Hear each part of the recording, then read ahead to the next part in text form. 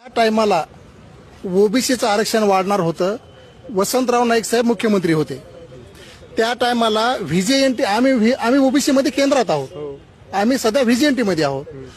आम्हाला जे 3% आरक्षण होतं व्हीजेएनटीचं, तर व्हीजेएनटी मध्ये ज्यावेळेस वंजारा समाज आला, तो आला कुठून?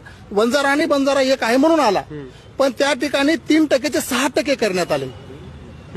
आरक्षण वाढवण्यात आलं आणि त्यांना 2% दिलं. तर व्हीजेएनटी ते आमच्या बंजारा समाजात घुसले नाहीत. बरं, दुसरा एक प्रश्न तुम्ही बोललात, एकीकडे बोललं जातं की वंजारी समाजानं बंजारा समाजाचं आरक्षण खाल्लं. खरंच खाल्लं का? नाही, बंजारा समाजाचं आरक्षण व्हीजेएनटी सेपरेट आहे आणि त्यांच्यासाठी केलेला आहे. तो आरक्षण वाढवला, फक्त त्यांना व्हीजेएनटी मध्ये आणला, पण त्यांचं आरक्षण मधून दिला.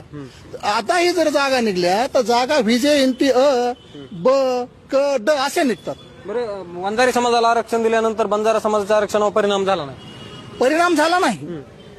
ही माहिती चुकीची पसरली की गोपीनाथ मुंडे साहेबांनी बाबा ह्याला दाब दिला, त्यांनी त्याला दाब दिला आणि आरक्षण घेतलं. ही साफ चुकीची माहिती आहे. व्हीजे ब क ड असा प्रकार आहे आणि आरक्षण ज्यावेळेस वंजारा समाज आला त्या टायमाला आरक्षण वाढलेलं आहे. जी आज आमची एसटी मध्ये जाण्यासाठी हीच मागणी आहे की आम्हाला तुम्ही ज्या ह्या मराठवाड्यामध्ये जे 3% दिलेलं आहे, हेच 3% आमचं एसटी मध्ये द्या, आमचा समावेश